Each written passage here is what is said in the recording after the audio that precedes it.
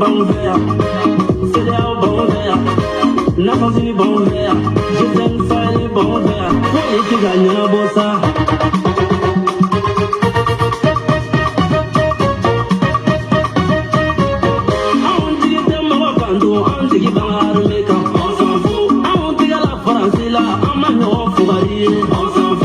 Merci beaucoup, Nohun Doumbia, qui faut qu'il voit les montants. On tirera France là, ama France nous fougarier. Ça c'est vrai au étendé. On tirera France là, on France ka Mali bla, ko lute Mali bla. On France ka Mali bla, au Bekatou Noro, ya famia bala, accord de Serval depuis 2013. 2013 accord, ni Tchema Iber Koulbalia accord signé. 2014 fana Ibeka nana o fana segena o kelenka. A ko Fransi o baka ganforo do. A kadu yo cogo min na o b'a kɛ ten, o bɛ don, o bɛ bɔ cogo min ka di u ye. An bɛ Asimi fanga de la. I y'a faamuya b'a la, an bɛ 2022 de la. Accord min siɲɛna 2013, accord min siɲɛna 2014, Asimi y'a bɛɛ lasegin ka na Faransi yan k'a fɔ k'ale ma jɛn n'a ye. Hali bi Faransɛw ma jaabi.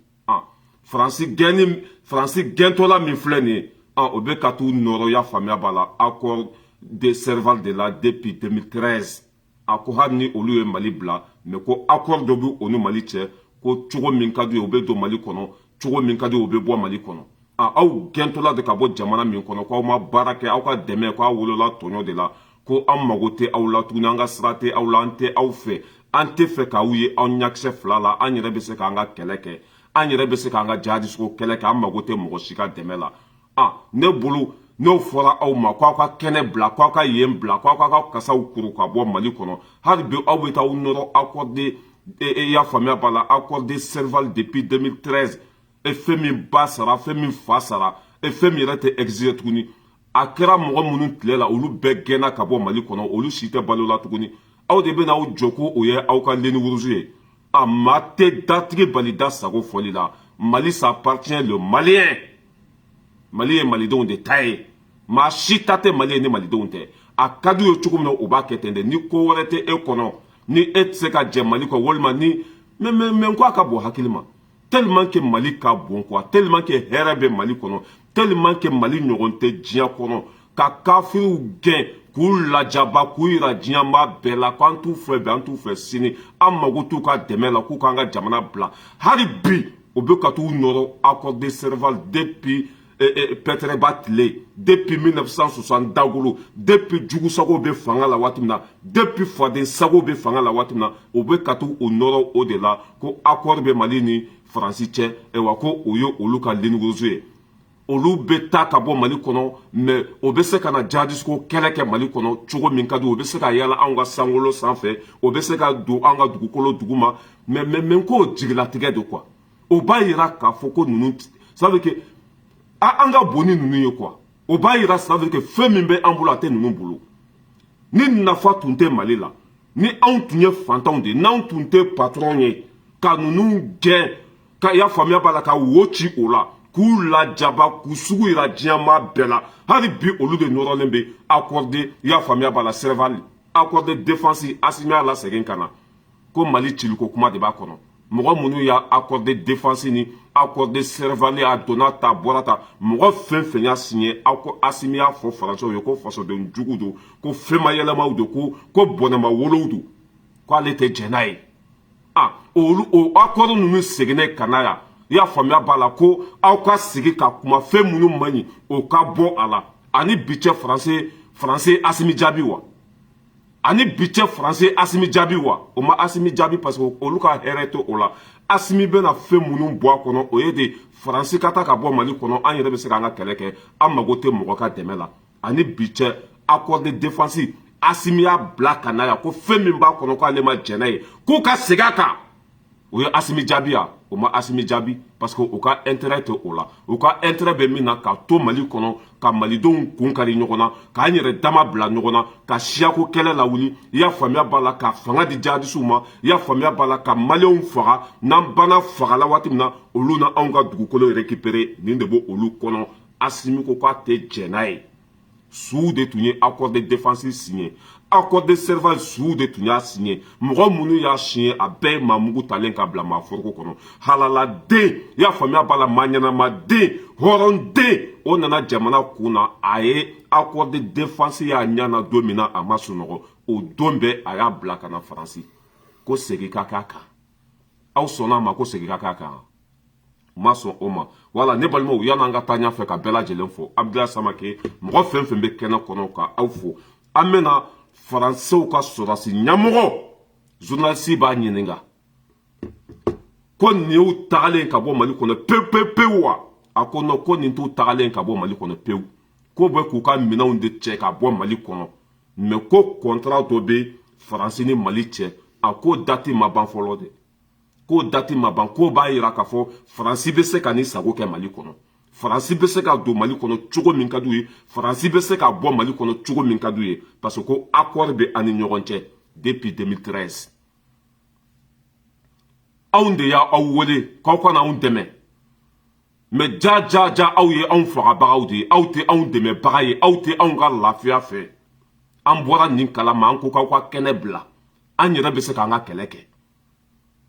ne bolo a ma se nin ma o e de tun nana ne dɛmɛ ne ko n ko n yafara i ka dɛmɛ quoi a ka ɲi ten sa segin ka t'i ka so mais pourquoi e tɛ fɛ ka segin ka t'i ka so pourquoi e tɛ fɛ ka bɔ ne ka du kɔnɔ la question est là ni ko wɛrɛ tɛ e kɔnɔ ni e ka nafa tɛ yen mais ko jigilatigɛ don quoi jigilatigɛ total ninnu bolo ko ala y'olu dilan minize y'anw genge mais a tɛ kɛ Asimina dɛ a tɛ kɛ Sogɛ de la a tɛ kɛ anw si la Mali ça appartient le Malien malidenw de ta ye Mali ye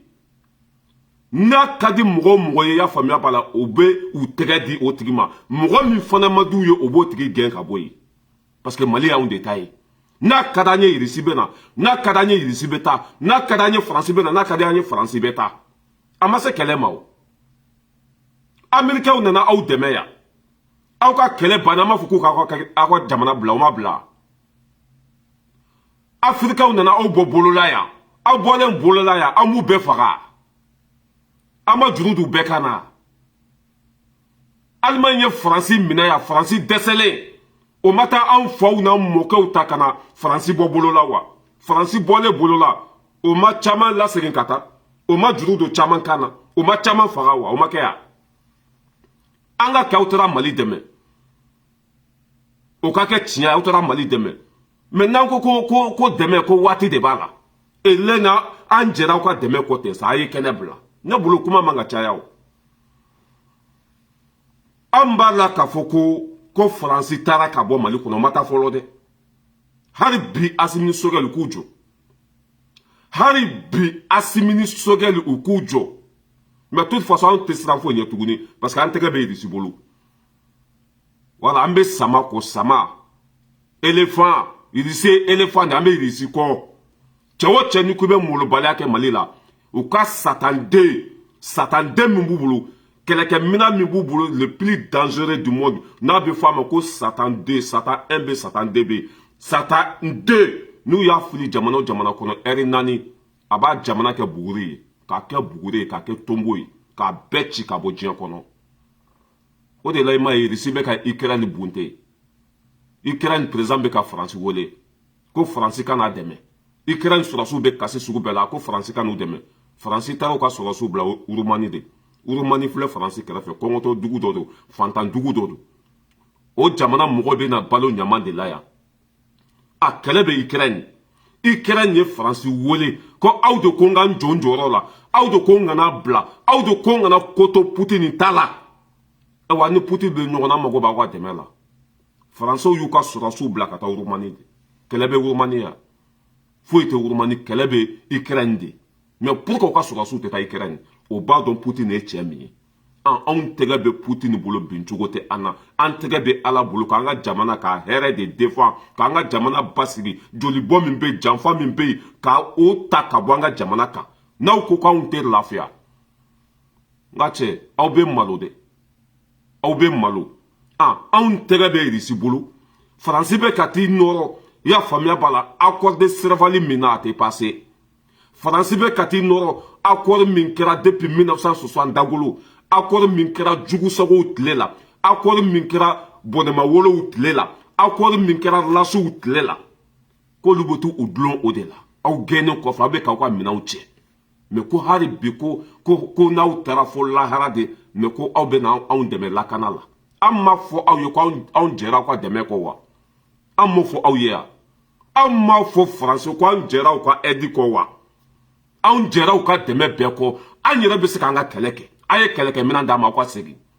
u ma sɔn parce que k'olu to mali kɔnɔ o bɛ se k'an ka sanuw suɲa k'u to mali kɔnɔ o bɛ se ka kɛlɛkɛminɛn di an juguw ma k'u to mali kɔnɔ o bɛ se ka an juguw dɛmɛ ji dugu ma parce que a bɛɛ kɛra ɲɛna ye a bɛɛ dalilu bɛ an bolo waati min na IBK tun tɛ se ka taa Kidali faransiw bɛ Kidali waati min na maliyɛnw tun tɛ se ka taa ba kɔfɛ faransiw bɛ ba kɔfɛ waati min na maliyɛnw bɛ ka siran jihadisiw ɲɛ faransiw ni jihadisiw bɛ ka dumuni kɛ minɛn kelen kɔnɔ Sogɛli Kokala Mayiga y'a dalilu bɛɛ di an ma ka taa fɔ Nations-Unies na a dalilu bɛɛ bɛ a bolo olu de bɛ ka jihadisiw degi kɛlɛ la olu de bɛ ka marifa d'u ma olu de bɛ ka fɛn bɛɛ k'u ye hali bi Sogɛli ma sɔsɔ anw bɔra aw ka nkalon kala ma k'aw ka ku ni aw kala ta ka bɔ mali kɔnɔ aw ku na kala k'aw k'a ta ka bɔ mali kɔnɔ hali bi aw de bɛ na ko accord de Serval aw de bɛ na ko accord bɛ aw ni mali cɛ ko ni mali ko ko n'a ma jɛ ni aw ka comment s'appelle aw ka don mali kɔnɔ aw ka bɔ mali kɔnɔ aw k'aw sago kɛ mali kɔnɔ ko ni mali ko k'a tɛ jɛ n'a ye ko o ye aw ka ligne rouge ye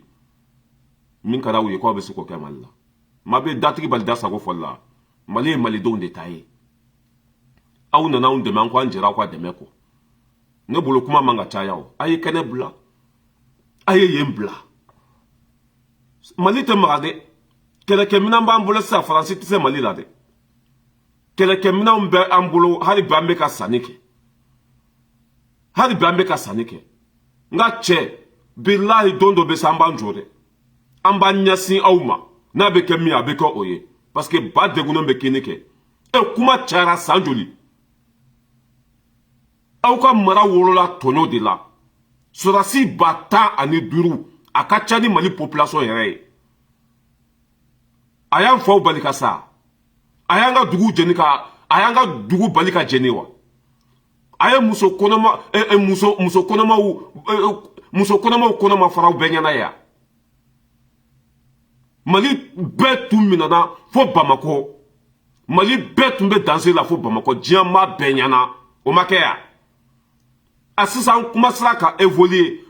mali commencera ka basigi lakana bɛ ka sabati an ko k'aw ka kɛnɛ bila parce que anw jugu fɔlɔ ye aw de ye hali bi aw bɛ na ko accord de Serval accord de défense a donna ta bɔra ta o kɛra mɔgɔ minnu tile la olu si tɛ balo la IBK bɛ lahara a den bɛ boli la cɛman Ibɛri Kulubali o dalen bɛ yan Asimi de bɛ fanga la fɛn min bɛ accord de Serval kɔnɔ a b'a dɔn fɛn min bɛ accord de défense kɔnɔ de toute façon nin bɛɛ ye kelen ye accord de défense a bɛɛ bɛ boli sɔrɔdasiw de kan accord de Serval nin bɛɛ sɔrɔdasiw kungo de fɛn min b'a kɔnɔ Asimi b'a dɔn wa janfan fɛn fɛn n sirila mali kan a bɛɛ kɛra Asimi ɲɛna Asimi yɛrɛ de tun bɛ cɛncɛn sanfɛ a bɛɛ kɛra Asimi ɲɛna aw tɛ jɔ an ka dɔn mɛn yan an ka jugu sago ninnu lamɛn cɛ mali ka di dɛ o de la ne y'a fɔ ko mali ka bon dɛ n'a tun fɔra aw ye kunu ko ni maliyɛnw ye faransiw gɛn ka bɔ mali kɔnɔ k'o tɛ sɔn n'a tun fɔra aw ye kunu ko ni mali ko faransi ka bɔ mali kɔnɔ ko faransi tɛ sɔn ka bɔ mali kɔnɔ a tun bɛ bonya anw hakili ma ja c'est nous les patrons a bɛɛ bɛ anw de bolo hɛrɛ sogo bɛɛ mali ye diɲɛ arijinɛ de mali ye diɲɛ arijinɛ de n'a tun fɔra aw ye kunu ko maliyɛnw bɛ faransiw gɛn k'u ka bɔ mali kɔnɔ ko faransiw tɛ sɔn ka bɔ mali kɔnɔ a tun bɛ bonya mɔgɔw hakili ma mais hadamaden n'i ma sa bila ça veut que n'i ma sa i bɛ fɛn bɛɛ ye quoi ma nin bɛ ma nin ye si de ma labɔli kɛ bibi n'an bɛ ka faransiw gɛn u bɛ kasi la k'o tɛ bɔ mali kɔnɔ mais jigilatigɛ don an bɛ dugawu kɛ faransiw ye ala ka hinɛ u la k'u dayɔrɔ sumaya ne kɔrɔmuso Sara Jalo n ka foli bɛ Hawa Jalo k'i fo Zeska Mete n ka foli b'aw bɛɛ lajɛlen ye. Anw bɛ k'a fɔ ko Faransi bɛ k'a ka minɛn cɛ ka bɔ Mali kɔnɔ jaa ŋaniya wɛrɛ b'u la. Anw bɛ k'a fɔ ko Faransi gɛnna jaa ŋaniya wɛrɛ b'u la ko ligne rouge. U ka ligne rouge ye mun ye? Accord de défense ni accord de Serval. O kɛra Cɛma Iber Kulibali tile la. Cɛma Iber Kulibali de y'a signé ka lettre c'u ma 2013 ko a ye n'an dɛmɛ. N'aw nana an dɛmɛ fana ni hali ni kɛlɛ banna ça veut dire que aw tɛ taa yɔrɔ si Mali ye aw de ta ye. Cɛma même ko ninnu ye Mali faga de ko. I ma Cɛma Iber Kulibali bolila a yɛlɛla moto de kɔfɛ ka bɔ Mali kɔnɔ. Cɛma Iber Kulibali ma ya bolila sinon a tun b'a si kɛ kaso la. Ko hali ni kɛlɛ banna ko Faransiw kana taa ka bɔ Mali kɔnɔ. Cɛma Iber Kulibali ninnu u sɔnna nin bɛɛ ma. A ye mɔgɔw de wele ko tɔɔrɔ min b'an kan k'u kana an dɛmɛ ka tɔɔrɔ bɔ an kan. Mais u tilala k'a sɛbɛn i y'a faamuya b'a la accord de Serval kɔnɔ ko hali ni kɛlɛ banna ko tubabuw kana taa. Tubabuw filɛ ka t'u nɔrɔ nin yɔrɔ de la. Mais ko jigilatigɛ don. Ninnu ye dusuntandenw de bilahi. Ninnu ça veut dire que ne yɛrɛ t'a dɔn ninnu tun bɛ réfléchir ni yɔrɔ min ye quoi. K'aw faso kɛ batɛmɛsira ye. K'aw faso ta ka di juguw ma. Modibo Keyita ye mɔgɔ minnu gɛn. Mɔgɔ minnu ye Modibo Keyita faga. Mais ne t'a dɔn ninnu tun bɛ Faransi wele don min na u tun bɛ lahara de ya. U ma réfléchir u ma miiri foyi. Modibo Keyita ye baara ɲuman min kɛ o y'a bɛɛ kɛ fu ye. O ma miiri nin sila o ma leçon tirer foyi. Même ko jigilatigɛ don. Mais Cɛma Iber Kulibali n'an y'i sɔrɔ don o don an bɛ fan ci. Jugu sago. An ka Faransiw lamɛn o bɛ ka t'u dulon yɔrɔ min na sisan. An k'o yɔrɔ lamɛn. Mais a ka bon hakili ma. An ka yɔrɔ lamɛn. Répondre à France 24, vous êtes le porte-parole du chef d'état-major des armées. Tessalit, Kidal, Tombouctou et maintenant Gossi. On est dans la logique du retrait ou il y a d'autres facteurs qui entrent en jeu? On est tout à fait dans la logique de la réarticulation de la force Barkhane hors du Mali, telle qu'elle a été annoncée par le président de la République le 17 février dernier, en compagnie de ses pairs africains à Paris à l'occasion d'un sommet de chefs d'État. Comment s'est déroulé ce transfert, puisque la base revient maintenant au FAMA, à l'armée malienne? En fait, le transfert a débuté mi-février, après l'annonce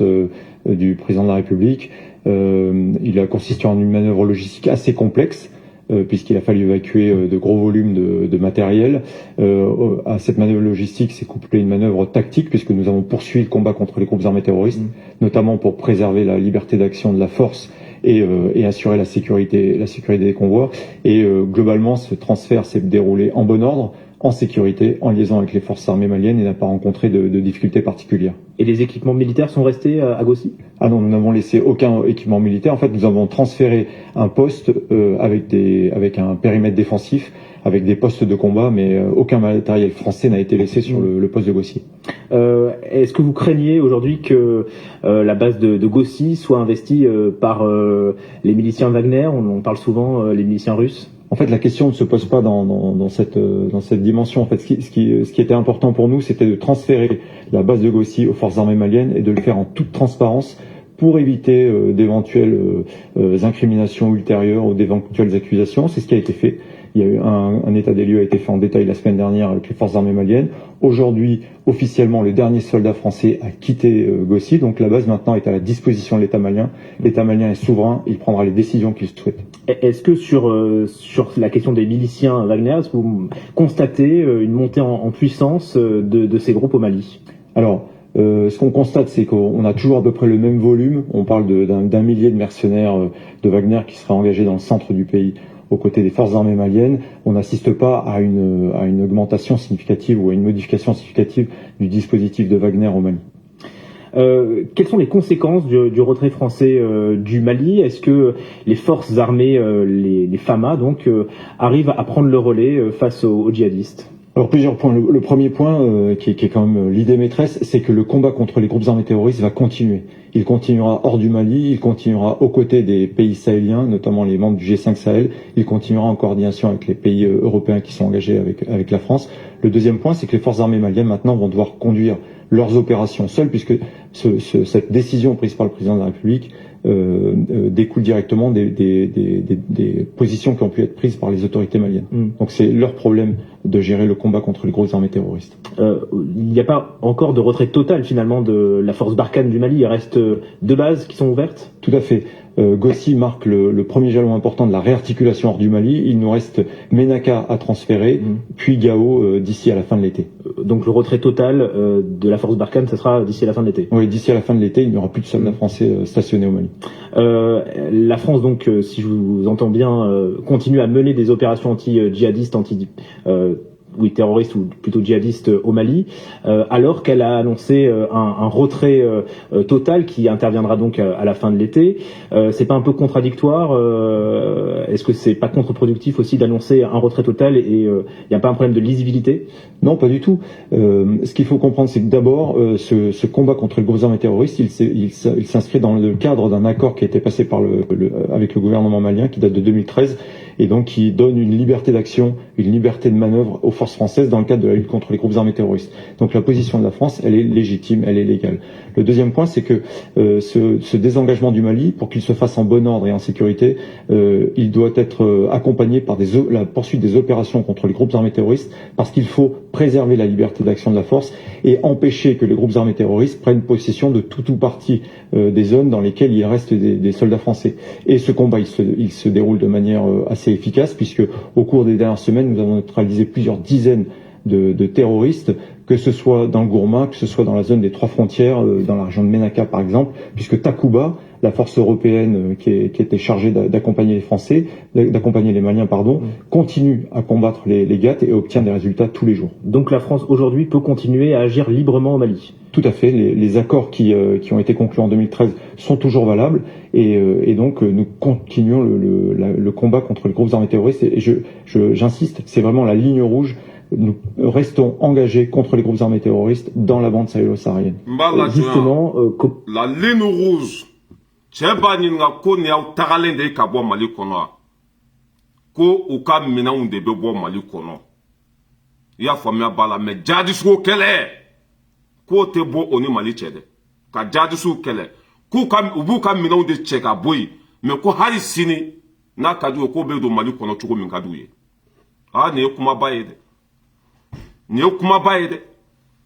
Nin ye kuma belebeleba de kuma min yɛrɛ ne yɛrɛ ma se ka a dayɔrɔ sɔrɔ n farikolo la quoi. Cɛ b'a ɲininka kuma fɔlɔ la k'aw bɛ ka bɔ Mali kɔnɔ ko ko b'u k'u ka minɛn bɛɛ cɛ ka bɔ Mali kɔnɔ k'a daminɛ Tesiri i y'a faamuya b'a la o Moti Gao ka minɛn bɛ yɔrɔ la u ka sɔrɔdasiw bɛ yɔrɔ la k'u bɛ ka Mali bila. Cɛ ko o ye Mali bilalen pewu wa? Ko Mali ma bila pewu dɛ. Ko contrat dɔ b'u ni Mali cɛ depuis 2013. Ko o bɛ se ka bɔ Mali kɔnɔ mais min ye jihadisiko kɛlɛ ye k'o bɛ se ka na o bɛ se ka na don Mali kɔnɔ ka jihadisiko kɛlɛ kɛ. I y'a faamuya b'a la o bɛ se ka yaala Mali sankolo sanfɛ o bɛ se ka yaala Mali dugukolo sanfɛ cela veut dire que o bɛ se ka bɔ Mali kɔnɔ mais contrat min b'u ni Mali cɛ n'o ye jihadisiko kɛlɛ ye ko hali sini k'o bɛ se ka continuer o fɛ. Cela veut dire que o bɛ se k'u to Faransi walima o bɛ se k'u to comment ça s'appelle Niger n'o ye jihadisiw mankan mɛn Mali kɔnɔ olu n'u ka marifa n'u ka fɛnw ta k'o bɛ na jihadisiw faga. Mais a ka bon hakili ma ko ne ma foyi faamu nin ko in na mais aw gɛnna ko aw ka yen bila anw jɛra aw kɔ an yafara aw ma an yɛrɛ bɛ se k'an ka kɛlɛ kɛ mais hali bi aw b'a la ko accord min bɛ aw ni Mali cɛ 2013 ko hali n'aw bɔra Mali kɔnɔ mais k'aw bɛ se ka na jihadisiko kɛlɛ kɛ Mali kɔnɔ mais je comprends rien n tɛ ka foyi faamu quoi o tuma ne ko cɛ an b'aw cancan dɛ a ye yen bila a ye Mali bila sinon an b'aw cancan dɛ anw de t'an ka jamana ye an bɛ se k'an ka kɛlɛ kɛ an bɛ se k'an ka fɛn bɛɛ kɛ mais hali bi aw bɛ taa aw nɔrɔ accord de défense depuis 2013 aw bɛ se ka bɔ Mali kɔnɔ aw bɛ se ka Mali bila mais ni kɛlɛ bɛ aw bɛ n'anw dɛmɛ n'aw sigara jihadistes la aw bɛ na kɛlɛ kɛ Mali kɔnɔ k'a sɔrɔ aw m'aw wele foyi cɛ a tɛ passé tuguni dɛ jusqu'à maintenant a tɛ passé tuguni dɛ mais dabalibanko do quoi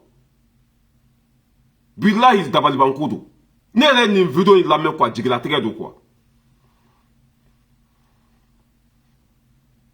cɛ b'a ɲininka k'a ɲininka aw bɛ ka bɔ Mali kɔnɔ ko si ko bɛ ka bɔ Mali kɔnɔ ko nin y'aw tagalen pe aw sen tɛ don Mali kɔnɔ tuguni wa ko non k'u sen bɛ don Mali kɔnɔ de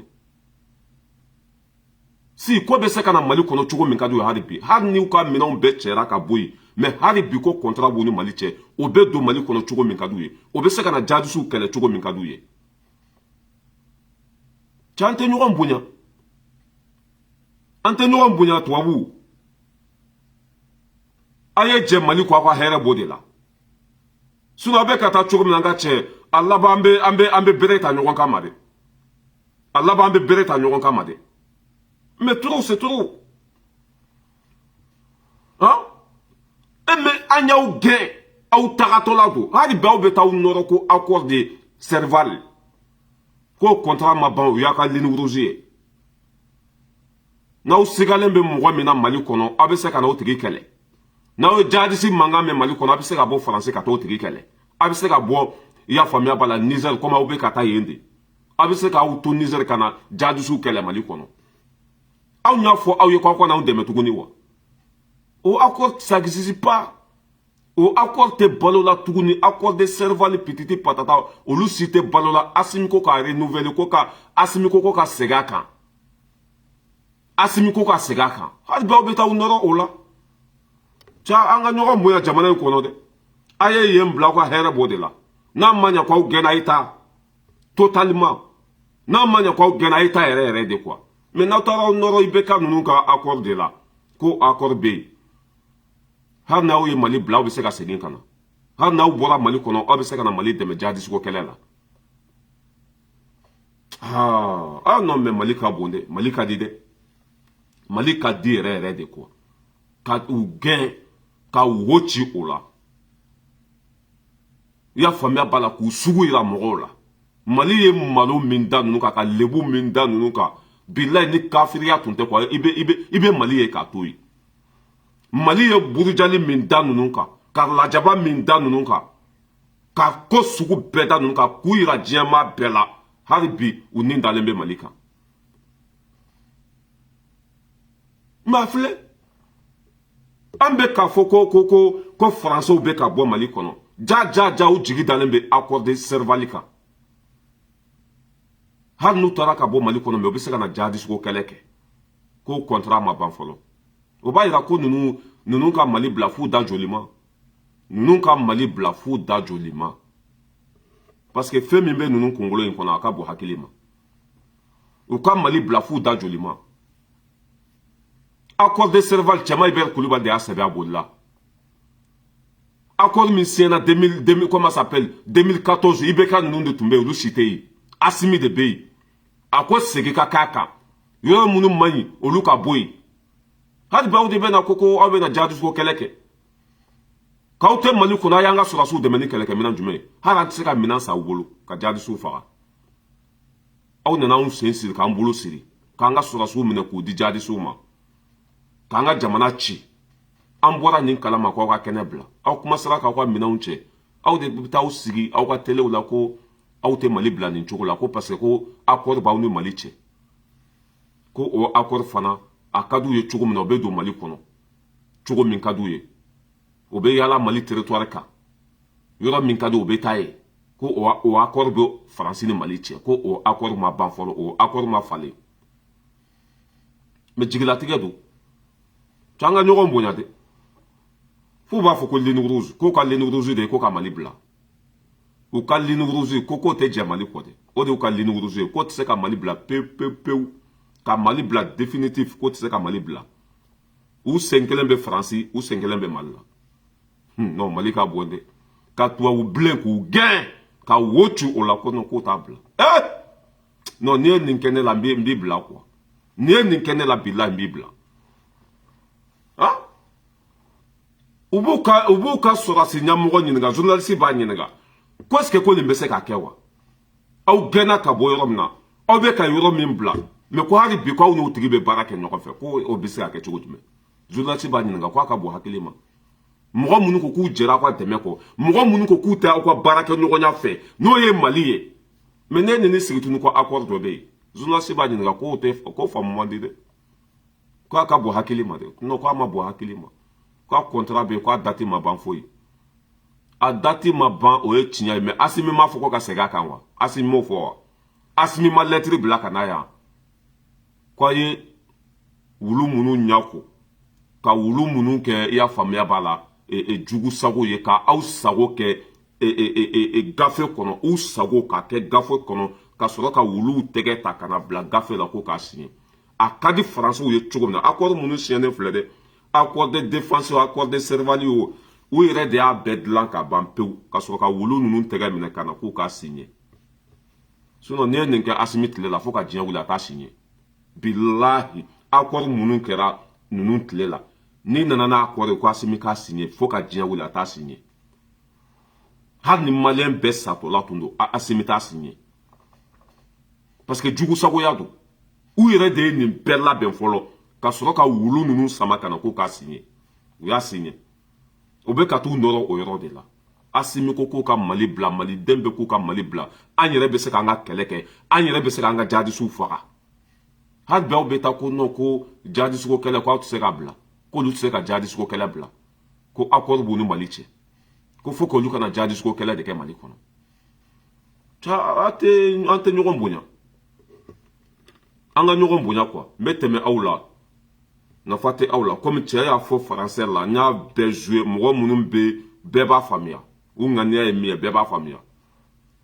i jɔ n b'a yɔrɔnin k'a la ka sɔrɔ ka bɔ kuma la. Soit dans la zone des trois frontières, dans la région de Menaka par exemple, puisque Takuba, la force européenne qui était chargée d'accompagner les Français, d'accompagner les Maliens, pardon, continue à combattre les GAT et obtient des résultats tous les jours. Donc la France aujourd'hui peut continuer à agir librement au Mali. Tout à fait, les accords qui ont été conclus en 2013 sont toujours valables et donc nous continuons le combat contre les groupes armés terroristes et j'insiste, c'est vraiment la ligne rouge.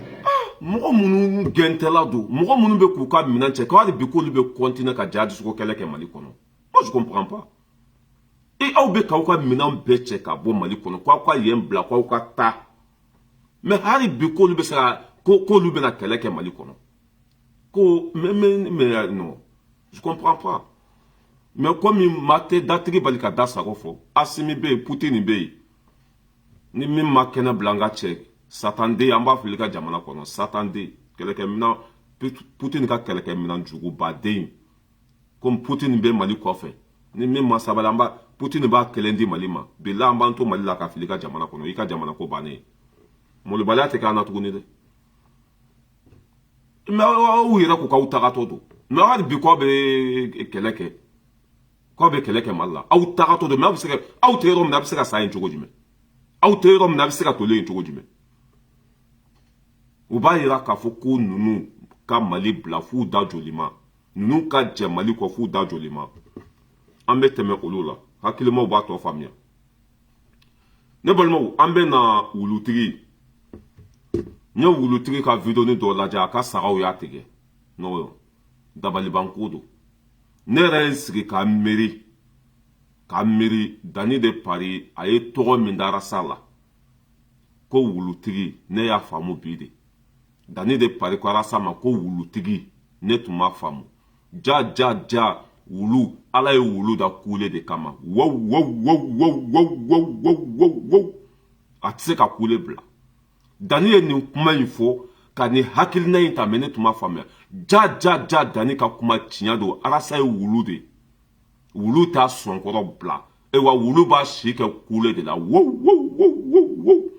waati min na fulaw bɛ ka assemblée ɲini waati min na fulaw bɛ ka ministériya ɲini san 100 ale bɛ kule la wow ne ye Dani ka kuma in valider sɔrɔ de n bɛna wulutigi kumakan k'a la hali bi a bɛ kule la hali bi a bɛ k'a yɛrɛ sɛgɛn fu arasa bɛ komi den tiɲɛnen quoi famille dɔw la i bɛ den dɔ sɔrɔ fɛn kɛra la o a bɛ kasa yɛrɛ ma fema kala o avec kasayra ma rasa o mo sude ça veut dire que kayra seigneur fou aka kuma te wolo fena mo mago tala mo kasra tala betigera la beya bla na fa foi terasa la jena tigela tuguni mais hadi babe kayra seigneur fou ah men ko maniga Daniel tient visé quoi ya soro quoi bila Daniel toro min dala ja o toro de kanga dala quoi ko wulu tigi ja wulu yere do ah ça wulu yere wulu tigi te de wulu yere do e san wulon vla wo itse ka mo mine itse ka mo balika do du ko ne se ka foi ke wulu ko ni be kule la dro mo min kada ye obe do aka du ko na se ka foi kala mo min manda obe do aka du ko na le ko ni jole be dala dro wo mo atse ka foi ke mo chila mun na fa bo okule la vraiment che maniga kenya to donde wulu ko wulu tigi wulu yere do wulu parce que ale ko ne be kule la dro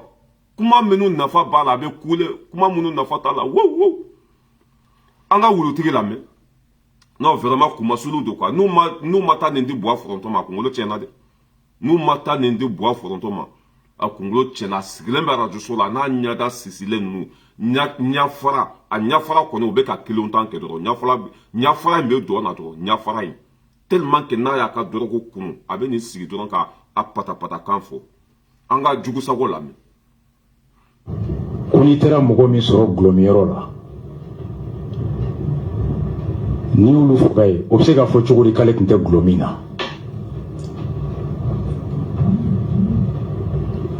Mackenzie nous connaissons sugu tiré il se ka fo kima civil fuga et fomba pour justifier ku fen kera a be jadisi ni tera mogo soro glomiyoro la a be glomina Mackenzie tera mogo fen soro balontoro la a be balontana de ya ne tera match lajɛ omnisport la fɛn bɛ sarila ye a bɛɛ de bɛ ka jouer terrain kɔnɔ supporteru t'a la ji feerelaw t'a la parking t'a la biye feerelaw t'a la policiw tɛ yen a bɛ fɛ ka jadisiw de dɛmɛ mais il n'est pas de couille cɛ tɛ a bɛ siran o de la a bɛ t'i nɔrɔ fɔnba la a bɛ fɛ ka jadisiw de dɛmɛ ko an ka sɔrɔsiw taara bombardement de kɛ sugu la a bɛ fɛ k'o de fɔ ko fɔnba ko attaque min kɛra mura ko mɔgɔ fɛn fɛn yɛra jadisiw nɔfɛ k'a bɛɛ ye jadisi ye a bɛ fɛ k'o de nkalontigiya ko jadisiw ma faga population de fagara mais a tɛ se k'o de bɔ a da kɔnɔ a bɛ fɛ k'o de fɔ jadisi kelen ma faga population de fagara mais cɛ tɛ a tɛ se k'i jɔ carrément k'o de fɔ mais a b'a munumunu de fɔnba ye kuma min fɔ tiɲɛ don dɛ n'i taara mɔgɔ sɔrɔ bari kɔnɔ dulɔmiyɔrɔ la hali ni dulɔmina ta ni dulɔmina man jan ɲɔgɔn na de dulɔfeerela ani dulɔmina bɛɛ ye kelen ye a mɔgɔ min bɛ dulɔ promotion kɛ ani dulɔmina bɛɛ ye kelen ye mɔgɔ min tɛ bɔ bari kɔnɔ ani dulɔmina bɛɛ ye kelen ye silamɛ taga yɔrɔ ye bari kɔnɔna ye a silamɛ taga yɔrɔ bari kɔnɔna ye n ko bari kɔnɔna ye dulɔminaw de taga yɔrɔ ye a mɔgɔ fɛn fɛn fagara jadisiw nɔfɛ a bɛɛ jadisi mɔgɔ fɛn fɛn fagara jadisiw nɔfɛ a bɛɛ jadisi a fɔra ye ko mɔgɔ minnu fagara kɔngɔ de kɔnɔ u ma faga sugu kɔnɔ mais e bɛ t'i jɔ ko bombardement min kɛra sugu kɔnɔ ko fɔnba ko k'a bɛɛ jadisi de mais c'est normal mɔgɔ minnu fagara an ka sɔrɔsiw y'a fɔ ko jadisiw don an ka ɲɛmɔgɔ y'a fɔ ko jadisiw don u fagara k'u to ɛrɛɲɔkɛyɔrɔ de la jadisiw don mɔgɔ caman bɛ yen nɔ i tɛ yɛlɛ moto sanfɛ i tɛ marifa ta bɔnbɔn si t'i la i t'i ka kulisi sen kelen tigɛ mais e ka jugu ka tɛmɛ jadisi kan an y'olu bɛɛ dalilu sɔrɔ sagagɛnnaw bɛ yen k'u yɛrɛ kɛ sagagɛnnaw ye mais olu de bɛ kunnafoni di jadisiw ma an ka sɔrɔsiw bɛ tɛmɛ sira min fɛ olu de b'a fɔ jadisiw ye an ka sɔrɔsiw bɛ ɲɔgɔn ye yɔrɔ min na olu de bɛ kunnafoni di jadisiw ma olu man jugu ka tɛmɛ jadisiw kan ni olu fagara olu ye jadisiw de ni mɔgɔ min ko k'o tɛ jadisi o y'i kungo ye mais toute façon e ye wulu de wulu kɔni ale b'a si kɛ kule de la mais a tɛ pan paga a tɛ ci ka ci e ta kɛra o de san 10 arajoso nɔgɔlen in kɔnɔ ye bɛɛ y'i bila waati min na hali bi e tɛ ko wɛrɛ ɲɛɲini i tɛ ko wɛrɛ ɲɛɲini i ka nin kulen bila mais comme i ye wulu de i tɛ se ka kule dabila e ye wulu de i tɛ se ka kule dabila sinon waati sera i k'i makun ten quoi wa fɔnba tɛna da don i da la parce que fɔnba ka sanu e ma fɔnba valeur ka bon e ma Bouma Bel ninnu de b'i tɔgɔ fɔ ani Ben de cerveau ninnu fɔnba tɛ n'i tɔgɔ bɔ a da kɔnɔ ko fɔnba ka wele e de kan ka wele k'ale bɛ justice wele k'o ka fɔnba minɛ e de kan ka minɛ parce que an ka ɲɛmɔgɔw y'a fɔ cogo min na e tɛ fɛ ka to an ka ɲɛmɔgɔw kɔ e bɛ fɛ ka bɔ i da kɔnɔ de ko mɔgɔ minnu fagara ko civiliw de fagara ko jadisima faga i bɛ fɛ k'o de fɔ i bɛ fɛ k'o de fɔ mais tu n'as pas de couille i ka kuma b'o de yira fɔnba ko jadisiw de fagara Asimi yɛrɛ y'o fɔ an ka minisiri bɛɛ y'a fɔ an ka mɔgɔ bɛɛ y'a fɔ enquête kɛra mɔgɔ minnu fagara bɛɛ jadisi de mɔgɔ si ma sɔrɔ mura k'a fɔ ko i den sara ko civil do walima i den sara a da tɛ nin ko sugu la mɔgɔ si ma sɔrɔ min y'o fɔ hali bɛɛ de bɛ nin sigi ka wulu dossier la ko fɔnba ye min fɔ dɛ a kan ka taa kaso de la dɛ fɔnba nɔ kan ka minɛ dɛ parce que kaw ji min minɛna dɛ pititi patata minɛna e tagatɔ don kaso la o fɛn min bɛ e kɔ a bɛ ku i la fɛn min bɛ e nɔfɛ bi la a bɛ ku i la nin ye wulu yɛrɛ de ye quoi mɔgɔ bɛ se k'i si kɛ kule la ko ɲɛnama foyi tɛ bɔ a da kɔnɔ faso tɛ dɛmɛ foyi hasidi sigilen don fo k'a couleur changer a tɛ mɔgɔ si ka taa ɲɛfɛ ala ye mɔgɔ min bonya e bɛ se k'o dɔgɔya ala ye mɔgɔ min layɛlɛ e bɛ se k'o lajigi bɛɛ nan'i sɔrɔ nin kɛlɛ in na i y'a faamuya ba la bɛɛ nan'i sɔrɔ nin kɛlɛ in na bɛɛ tɛmɛn'i la u bɛ dangadenya tamasire yira ka tɔgɔ d'i ma ka sanga d'i ma bɛɛ ka kule e tɔgɔ la mais bi ni tɔgɔ fɔra mɔgɔ min ye o bɛ boli ni tɔgɔ fɔra mɔgɔ min ye o bɛ daji tu ni tɔgɔ fɔra mɔgɔ min ye o bɛ fɔnɔ o tɛ laban kojuguya ye i t'i yɛrɛ ɲininka e kan ka ko wɛrɛ ɲɛɲini dɛ i kumana i ma kuma mɔgɔ ka sira b'e la wulutigi ne yɛrɛ t'a dɔn nin ye den modèle min ye diɲɛ kɔnɔ quoi an k'a ka vidéo tɔ lamɛn mais toute façon e ye wulu de ye quoi e tɛ i jogo bila. Ce genre de propos c'est de l'amalgame. Tu as vu la partie Akala.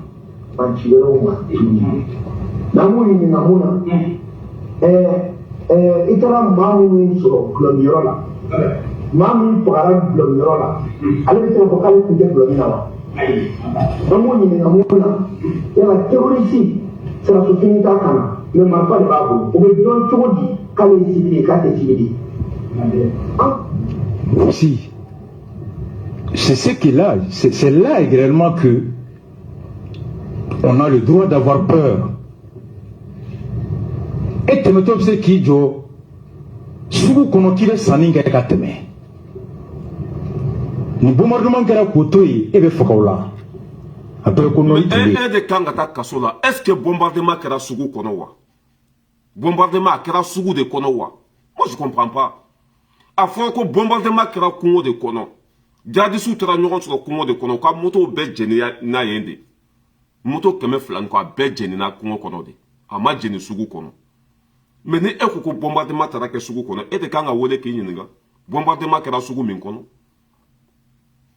u donna sugu kɔnɔ ma bombardement kɛ yen u sigalen tun bɛ mɔgɔ minnu na o y'olu de minɛ sugu kɔnɔ mɔgɔ 50 ni kɔ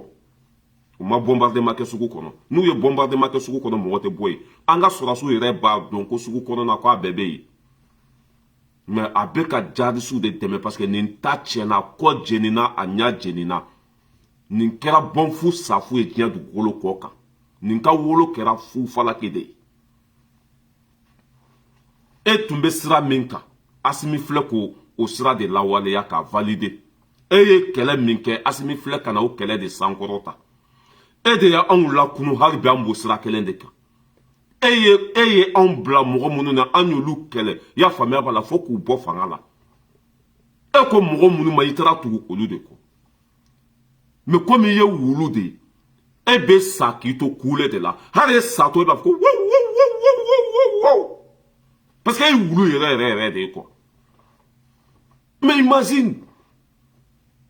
comment le mec il parle santan ko kelen i bɛ ka jigi de tɛ ka yɛlɛ bɛɛ y'i bila i bɛ t'i sigi ko a fɔnba ye kuma min fɔ ko fɔnba ka wele fanga la Konate bolo ko an bɛ lahara de ya e yɛrɛ kuma cogo a b'a yira ko e de ŋaniya man ɲi e de kan ka taa kaso la e kuma cogo bɛ jadisiw dɛmɛli de yira e kuma cogo b'a yira k'a fɔ ko e bɛ fɛ ka i y'a faamuya b'a la ka nkalon de da an ka sɔrɔsiw la parce que e bɛ fɛ k'a fɔ de ko population de fagara jadisiw ma faga parce que e bɛ k'a fɔ ko mɔgɔ dɔ tɛmɛtɔ bɛ se k'i jɔ sugu la fɔnba ko ni yera bari kɔnɔ o b'a yira ko ye dulɔmina de mais c'est normal ni e tɛ dulɔmina ye mun b'i se bari kɔnɔ jadisiw ka réunion kɛnɛ kan ne tɛ jadise mun b'i se ye jadisiw minnu bombarde la ne tɛ jadise mun b'i se ye mun b'i se jadisiw nɔfɛ i bɛ fɛ ka na fɔ an ye de ko mɔgɔ minnu fagara ko olu tɛ jadisiw ye ko population don n'i y'a fɔ i bɛ taa kaso la n'i taara kaso la i tɛ bila tuguni dangaden ni maa siri tigɛlen de ye ko a molobali cɛ i t'i nɛ minɛ ka bɔ an da la an ka sira t'i la i nɛgɛ foyi tɛ hadamadenw na mɔgɔ bɛɛ tigɛr'i la ne ko ye mun tɛ modèle ye a tɛ maloya a tɛ saamɛ fɛn min dara kan n'a dara mɔgɔ c'est vrai que n'a tun dara halaladen si ka se an bɛ sɔrɔ lahara parce que halaladen bɛ maloya halaladen a b'a kɔ kuma mɛn mais nin tɛ malo hakili t'a la banabagatɔ don fɛn dɔnbali don wa zuzu kan ka nin nɔ minɛ dɛ a ka nin video yi procureur Ture kan ka wuli k'a nɔ minɛ population min fagara sugu kɔnɔ a k'a fɔ parce que ko civil bɛ se ka t'i jɔ sugu kɔnɔ mais ko sugu bombardé la ça veut dire que sugu bombardé min kɛra population tun bɛ yen u ma min u ma bɔ olu bɛɛ fagara bombardement senfɛ a bɛ fɛ k'o de fɔ a bɛ fɛ k'o de fɔ parce que fɔnba ka kuma b'a yira mɔgɔ minnu bombardera mɔgɔ yera o senfɛ olu ye jadisiw de n'i tɛ jadisi ye mun b'i se jadisiw nɔfɛ fɔnba ka kuma ye tan de ye an ka gouvernement ye communiqué min kɛ a ye nin kelen de fɔ anw yɛrɛ bɛ mɔgɔw dɔw ka vocali bɛ anw bolo yan jadisiw tɛ foyi foyi mais o bɛ ka kunnafoni di jadisiw ma a vocali b'an bolo yan fulaw don n'olu fagara olu tɛ jadisi yan o bɛ essence doni ka taa di jadisiw ma o bɛ essence feere jadisiw ma o bɛ balo di jadisiw ma o bɛ fɛn bɛɛ kɛ jadisiw ye ni olu fagara olu ye jadisi de ye wa walima olu tɛ jadisi ye cɛ wulukɛba yi i t'i nɛ minɛ bilayi ni min nɛ minɛ fɛn min b'i kɔ a bɛ ku i la dɛ n'i minɛna nin se delili t'i bila dɛ n'i donna kaso la nin se i bɛ kasi fo k'i da fara delili t'i bila dɛ i ka minɛli filanan min kɛra a gafe bɔra a ye kasi sugu bɛɛ kɛ ka delili sugu bɛɛ kɛ ka kasi mu tapo bila boli la su ni tile n'i minɛna nin se bilayi i ka minɛli fɔlɔ i ma nɔgɔ kaso bɔnba la komi gawo fatɔ n'i minɛna nin se i ɲin bɛ taa bin ɲini ka na ne mun wuru jugu ye mɔgɔw da la tan bon procureur kan ka e de nɔ minɛ sisan communiqué kɛra k'a fɔ ko population ma faga jadisiw de fagara pour que e bɛna fɔ ko population de fagara pour que e bɛna fɔ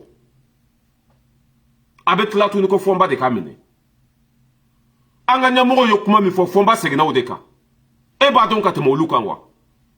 an ka sɔrɔsiw bɛ bunteli kɛ e tun bɛ terrain kan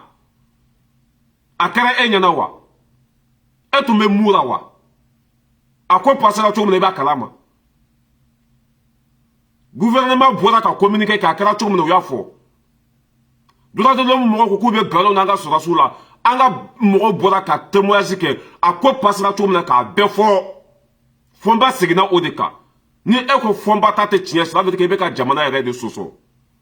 i bɛ fɛ ka nkalon da jamana yɛrɛ de la ne mun marabali ye mɔgɔw da la tan an ka ɲɛmɔgɔw ye min fɔ fɔnba seginna o de kan ni e ko fɔnba ka minɛ o kɔrɔ i ko mali bɛɛ de ka minɛ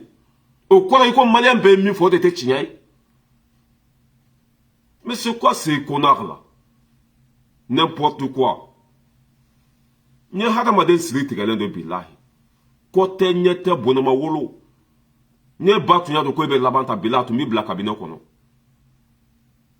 ne ba tun y'a dɔn ko e bɛ laban ta a tun bɛ t'i bila sunungu sanfɛ ni e ba tun y'a dɔn ko e bɛ kɛ bɔnfu safo ye nin cogo la i wolotɔ a tun bɛ bila i kan kan k'i kan kari ka sɔrɔ k'a fɔ mɔgɔ ye ko i bɛ na don min na i ni n'i ma se ale ma i ni n'i ma bɔ quoi vraiment jigilatigɛ wulu sigilen bɛ kule la mɔgɔ si mago t'i la wulu bɛ kule sugu bɛ jɔ i y'i si kɛ kule la Mali bɛ ka avancer ka Asimi Goïta Mali bɛ ka avancer ka bɛɛ nɛni Mali bɛ ka avancer e t'i yɛrɛ dɔn wulu ye sa wulu bɛ kule sugu bɛ jɔ sugu bɛ ka jɔ i t'i yɛrɛ lafiya sa mais c'est quoi ces connards là Fɔnba tɛ tɔgɔ b'a a da kɔnɔ e ɲugun de bɛ Fɔnba la maa ɲɛnama den si t'a e tɔgɔ b'a da kɔnɔ hali an yɛrɛ min b'i tɔgɔ b'an cela veut dire que k'i ka filiw yira mɔgɔ la k'i jogo kolon yira mɔgɔ la sinon anw bɛɛ valeur ka bon e ma e de ye anw lakunna mais an bɛ danbe sira kan e de y'a fɔ anw ye ko faso bɛ jɔ nin cogo la e de y'a fɔ an ye ko an ka ɲɛmɔgɔw man ɲi e de y'a fɔ an ye ko an ka sɔrɔdasiw tɛ condition kɔnɔ bi an ka sɔrɔdasiw bɛ ka bila condition kɔnɔ hali bi e bɛ k'olu buruja sira bɛ ka taa baara bɛ ka k'a kɛcogo la e b'i kelen na wulucɛba in bɛ kule la su ni tile i ma mɔgɔ bali u ka sugu jɔ la i tɛ sira wɛrɛ ɲini mais c'est quoi ce connard là e ka nin vidéo comme i falen de drogue la sinon i bɛ taa nin vidéo yira kiiritigɛla la bilahi e de bɛ taa kaso la Fɔnba tɛ taa kaso la wallahi ɲɛ kale ala la ma sariya kalan dɛ mais e ka nin kuma in ani Fɔnba ka kuma ka taa da kiiritigɛlaw ɲɛkɔrɔ bilahi e de bɛ taa kaso la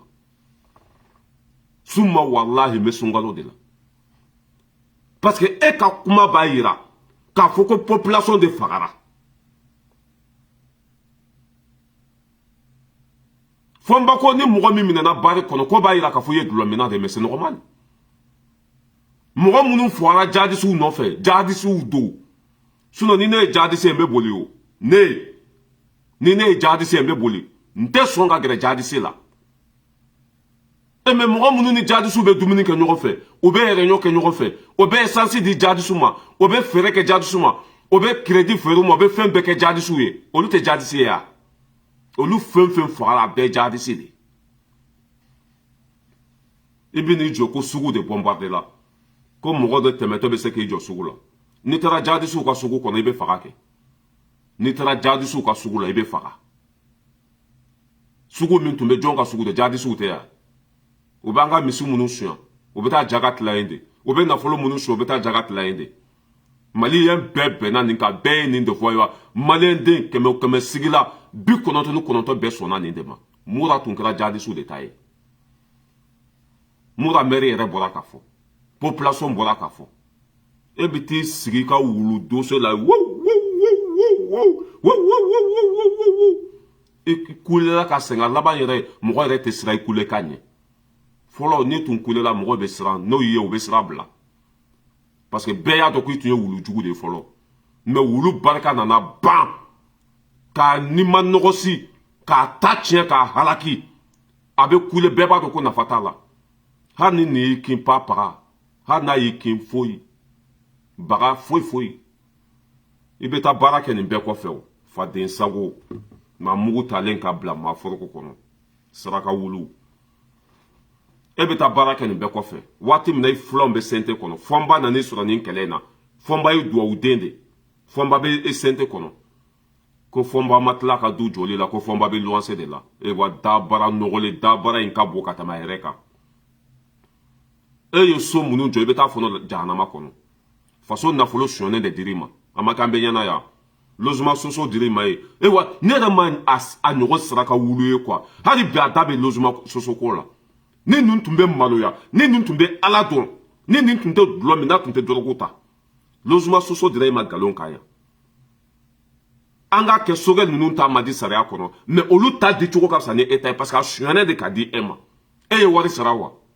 sogɛ tun bɛna di mɔgɔ minnu ma olu tun bɛna san de mais fɛn min dira i ma e ye wari sara wa ko Fɔnba bɛ luwanse de la Fɔnba bɛ luwanse la o ye halaladenya de u b'a yira ko Fɔnba bɛ tiɲɛ de kan mais e tɛ baara la foyi e ye so joli jɔ société de transport b'e bolo Sénégali e ka fiche de paye bɛ min i bɛ baara la jɔn bolo jɔn de b'i sara société de transport b'i bolo Sénégali logement soso dir'i ma i y'a sɔrɔ cogo jumɛn mɔgɔ siri tigɛlen fɛn danga min bɛ e kɔ a bɛ ko e la o denmisɛnnin harakara a bɛ hurunkunbɛ de ɲini a fɔra k'i k'a to n'i m'a to n'a to n'i kɔrɔ i kelen b'a cɛ a fɔra k'i k'a bila i tɛ sɔn i tɛ nin ye panpan na ko mitinɛni ne mun dangatɔ karatɔ ye mɔgɔ da la yan i tun tɛ mɔgɔ fɛn fɛn jaabi kunu bi bɛ k'olu de jaabi i ko i t'i kɔfilɛ mɔgɔ fɛn fɛn na kunu bi bɛ k'olu de jaabi n'a y'a sigi bɛn n'a y'a sigi dibite comment s'appelle Maïga n'a y'a sigi comme ça a bɛ ka bɛɛ jaabi bi o tɛ taa tiɲɛ ye kunu bɛn tɔgɔ tun bɛ bɔ i da kɔnɔ o waati jama tun b'i kɔ i tun bɛ tiɲɛ kan mais bi binna fo k'i kolonkolon n'a ma fɔ bɛn de Sarakosi a b'a fɔ ko Ibusi a b'a fɔ ko karisa o b'a yira ko i ta de tiɲɛna e bɛ sa wuludenya la e bɛ sa kule la hali e satɔ e bɛ kule de wu hali e ni bɔtɔla e bɛ kule parce que ala ye e da k'i kɛ wulu de a wulu t'a jogo bila c'est pour cela que Dani ye nin kuma in fɔ ne yɛrɛ tun ma kuma in faamu ja wulu yɛrɛ yɛrɛ don e san ta wow e su ni tile bɛ kule la kule daminɛ waati mɔgɔ tun bɛ ka siri ɲɛ ni mɔgɔ min ye wulu mankan mɛn o bɛ boli ko wulu jugu don ni ma sira fara kana taa n kin e bibi na mɔgɔ ja nana farinya i ɲɛ i bɛ kule hali mɔgɔ t'u kɔfilɛ i bɛ kule hali mɔgɔ tɛ panike hali bɛɛ bɛ kule la mais c'est quoi ce connard là e wa bɛ bɛɛ de dɔgɔya a ta bɛ se bɛɛ ma ko n'i taara mɔgɔ yan Kojim gɛnna mun kama ko parce que a ye kuma dɔ fɔ kuma min tɛ bɛn ni u ka taabolo ye fɔnba ye nin fɔ fɔnba bɛ yen c'est propos ka nin fɔ dans le contexte de l'attaque de Moura procureur kan ka fɔnba nɔ minɛ ici parce que c'est l'apologie du crime c'est comme il incite les militaires n'a ye mɔgɔ fɛn fɛn sɔrɔ yɔrɔ la ni djihadiste a bɛɛ faga c'est ce que ça veut dire c'est une incitation fɔnba bɛ ka militaire dɛmɛ ko fɔnba mais a falen ba de filɛ dulɔ la ala ni hasidiya bolo e ka teliw lajɛ fɔlɔ teliw tun bɛ yan de kunsigi lajɛ a bɛ yan sɔni kunsigi yɛrɛ bɛ bi cɛbakɔrɔ ka taa mɛsi don a kunkolo la mɛsi ye haramu de hali hɔrɔnmuso bɛɛ tɛ mɛsi don hali muso ɲuman bɛɛ tɛ mɛsi don cɛbakɔrɔ ka taa mɛsi don a kunkolo la a bɛ kule la arajoso la yen ko fɔnba bɛ ka sɔrɔsiw dɔgɔya fɔnba bɛ ka nin kɛ fɔnba kan ka taa kaso la kaw jimi y'a ɲɔgɔn fɔ kaw jimi taara kaso la hasidi cɔkɔrɔ bilalen ba ɲango non ala bilahi ne ma da la ne nin ye maraka yɛrɛ yɛrɛ ye maraka bɛ maloya maraka bɛ samɛ ni maraka minɛna nkalontigɛ la i t'a ye Facebook sanfɛ tuguni ni maraka minɛna jɛnɛya la i t'a ye Facebook sanfɛ tuguni ni maraka minɛna faden sagoya la i t'a da ye y'a faamuya b'a la danbe ko la tuguni nin bɛ t'i sigi k'ale ye maraka ye a minɛna nkalontigɛ la yan a ko i bɛ ka maɲi a tilara ka taa i bɛ ka dɛmɛ k'o ka wari minɛ k'a kari a kɔnɔ a ko Bubu Sise maɲi ka tila ka taa kɛ Bubu Sise fɛ k'o ka wari minɛ k'a kari a kɔnɔ bɛɛ ɲɛna i y'a faamuya b'a la a ye mɔgɔ lagosi diɲɛ kɔnɔ a seginna a bɛɛ ma a seginna k'a kɛ a bɛɛ ka wulu ye k'a kɛ a bɛɛ ka sunguruba ye k'a kɛ a bɛɛ ka sennasamara ye k'a kɛ a bɛɛ ka susɛti ye k'a don k'a kɔ fara k'a ɲɛ fara ka tila k'a fili vraiment c'est fini pour toi mon frère i bɛ taa i ka nin vidéo ani fɔnba ka vidéo di Zuzu ma e de bɛ taa kaso la bilahi ɲɛ kali ala la i bɛ taa e ka nin vidéo di Zuzu ma ka taa fɔnba ka vidéo di Zuzu ma ɲɛ kali ala la e de bɛ taa kaso la n'i ma da la a kɔrɔbɔ falen bɛ dɔrɔgu la fo ka fari couleur yɛlɛma k'o kɛ dɔrɔgu ye falen bɛ dulɔ la a bɛ Bubu ka baara la k'a yɛrɛ kɛ diyagoya opposant ye jama tɛ e kɔ sanga tɛ e la e bɛ kɛ opposant ye ka taa min i tɛ se ka mɔgɔ fila labɔ carré kɔnɔ i tɛ se ka mɔgɔ si fara ɲɔgɔn kan tuguni i bɛ taa micro de territoire kɛ Bamako mɔgɔ bɛ boli de n'i taara micro de territoire kɛ Bamako Kwarasa ko bɛ cogo jumɛn ni mɔgɔ ma ça veut dire que ni mɔgɔ ma maloya man ka cɛ o bɛ daji dɔ tu i kun na e tɔgɔ bɛ se ka fɔ Mali kɔnɔ bi tellement que i kɛra ɲuguntan fɛn ye i kɛra samiya bo ye i nɛgɛ tɛ mɔgɔ si la tuguni i kɛra hɔrɔn kolon ye da bɛ mugu bɔ da bɛ ɲɛɲɛ bɔ ka Bube lagosi yan ka danbe bɔ a la Bube ka mɔgɔ bɛ kɛ e fɛ yan ka ibeka la gushi yan ka dambe bo ala ibeka salembe yafa ema ka bubu la gushi yan ka dambe bo ala mogo fen fle nena nyu gen ka bo fangala jonde nana ukule ra ona jonde nana u jogo fo onye jonde nana galonda ulaya. C'est pas toi là le connard là ala ka hene la ki daro sumaya iya ko kitim na la ka no ya ta tien de be no fani danga de ye be te wuli tuguni danga de ye bi ete do dala tuguni fomba be sente kono nyango ya bala sente doni e yo nyine ya isigilente wulu dossier la mbe boni ka dossier wala 12 ye tran kungulo sambe na hari bote kana iba soro wala 12 doni parce que ayra o de fo koni kube na ni dossier koni ma na tuguni ko warle dira ayra ne fo de ay kube na ni wala 12 ka tran kungulo dossier ambe ka dossier makono hari bi dama maka ola ka firi ala jugu faden sago nan tankolo fugo dabakala mamugo talen ka bla ma farko kono saraka wulu ebi sa cogo de la kana dobo hasidi denyala kana nyango ya dabla kana barake chinyaka isigi kule la galon fin kan n'otu me mo ke fen samba so bubu ke ra fenye n'otu me mo ke fen samba so karum ke tabe mali kono ka galon fin tige ka barake galon ka akoye maludi akoye la jabadi akoye tachedi nyate laban cogo la n'a tun fɔra mɔgɔ ye ko be laban nin cogo la ko anw bɛɛ bɛ bɔ ko i ka sagaw anw tun y'i ka saga jigi baw de i ka misiw anw tun do ni mɔgɔ min ko i ma kɛlɛ an b'a tigi nɛni an bɛ bin a tigi kan bɛ e tɔgɔ bɛ bɔ anw da kɔnɔ wa ka miliyɔnw ta ka d'i ma anw de y'a kɛ k'i ko k'i bɔ i bo ni sugunɛ la anw de y'a kɛ ka tɔgɔ d'i ma ka sanga d'i ma anw de y'a kɛ anw y'i bila i taalen tɛ nin ye ji woyo fɛ anw y'i bila i ma kɛ saraka wulu ye anw y'i bila i ma kɛ senna samara ye an bɔra ko don min na ni bi cɛ jɔn kɛr'i fɛ anw y'i bila don min na ani bi cɛ video kɛla jumɛn b'i bolo min bɛ se ka dimi bɔ i la anw y'i bila don min na ani bi cɛ video kɛla jumɛn bɛ yen min bɛ se k'i kun kɔrɔ ma lafolen n bɛ aw bila yan an bɛ ɲɔgɔn bolo aw balimakɛ dɔ Aras Balayi du l'homme tranquille depuis Paris ni Mali yɛrɛ tɛ quoi ninnu kan ka taa kaso de la sa cɛ u k'a to an tulokɔrɔlaw ka lafiya quoi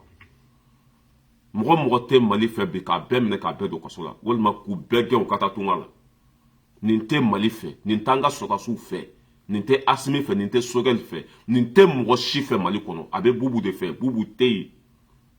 a bɛ bubu de ka baara la e bɛ n'i jɔ de ko an n'a donna ta bɔra ta fɔ n ba kan ka taa kaso la o tuma na mɔgɔ b'i yɛrɛ don kaso la n ko Fɔnba ye fasoden ɲuman de Fɔnba bɛ fanga de kɔnɔ Fɔnba bɛ ka fanga de dɛmɛ Fɔnba bɛ ka Mali de dɛmɛ Fɔnba bɛ ka kuma minnu fɔ bɛ bɔ da kɔnɔ wa i tun bɛ kule la ko Farabugu libéré la i ye da maga o la i tun bɛ kule la yan ko an ka sɔrɔdasiw bɛ ka faga an ka sɔrɔdasiw tɛ ka faga bi u bɛ ka jihadistes faga i bɛ k'o ka ɲuman fɔ wa i ko kɛlɛkɛminɛn t'an ka sɔrɔdasiw bolo kɛlɛkɛminɛn bɛ ka san bi i b'a fɔ i ka wulu dossier la k'a firi ala jugu mɔgɔ lankolon fɛnna bɔnɔ woloko jugu Rosé nin sɔrɔla Rosé de sanfɛ i ɲɛ t'a la a tɛ maloya mɔgɔ tɛ nin bɔfan yɛrɛ dɔn nin bɔra yɔrɔ min na mɔgɔ si t'a dɔn nin bɔra dugu min na mɔgɔ si t'a dɔn ni mɔgɔ si bɔlen tɛ ani mɔgɔ si tɛ kelen ye k'a lajaba k'a lamaloya k'a ka galon jɔ a la k'a ka jɛnɛya jɔ a la ka walifuruw saya ka balimaw fara ka mɔgɔw bila ɲɔgɔn na a ɲɔgɔn fɛnna bɔnɔ ma taa dugukolo sanfɛ sɔnjugu fɛn fɛn bɛ diɲɛ kɔnɔ a bɛɛ dɔɔni bɛ nin na sɔnjugu fɛn fɛn bɛ diɲɛ kɔnɔ n'a ni silamɛya tɛ bɛn n'a ni hɔrɔnya tɛ bɛn n'a ni danbe tɛ bɛn a bɛɛ dɔɔni bɛ nin na a ye alimami ka furu saya alimami n'a muso taara kungo fɔ a ye a ɲɛ bɔra alimami muso fɛ yan ko muso minɛ a la ka to o dogo fo yirimajɔ a bɛ to ka taa da o muso nɔfɛ yan o pɛrɛfu n'o dalilu bɛɛ bɔra yan a ko mɔgɔ ma yan tila k'o tigi ta n'o yan hɔrɔnkolo i ɲɛ t'i kɛlen wulu ye e bɛ kule la su ni tile faden sago i bɛ saga dɔw sigilen ye karamɔgɔ Arasibaci ye min fɔ de tiɲɛ ye to. C'était ça la famille an bɛ ɲɔgɔn bolo ka bɛɛ tu fo ni yɛrɛ tɔgɔ fɔli yɛrɛ man di n ye bon i b'a ye bi bɛɛ n ka journée tɛ diya kɔ ka tɔgɔ bɔ i da kɔnɔ dɔrɔn i mago salen pewu hali mɔgɔ min tun kan k'i wele bɛɛ o t'i wele bilahi hali mɔgɔ min tun kan ka sanni k'i bolo bɛɛ a tɛ sanni k'i bolo i ma ye ne t'a tɔgɔ fɔ tuguni ya n'i y'a tɔgɔ fɔ o y'i kunna ça veut dire que kunnangoya i b'o de sɔrɔ journée bɛɛ kɔnɔ wa ni ala yɛrɛ ma fara i kan o semaine bɛɛ n'ala ma fari ka o sɛmɛni bɛɛ mɛ ne t'a tɔgɔ fɔ wa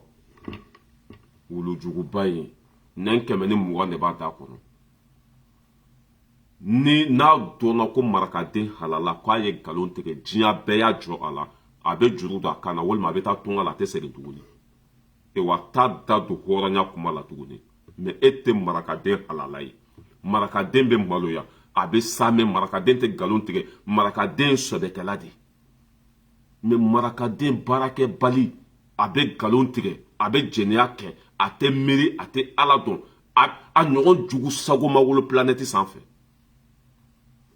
ko e ye maraka ye maraka tabusilama maraka gawulolama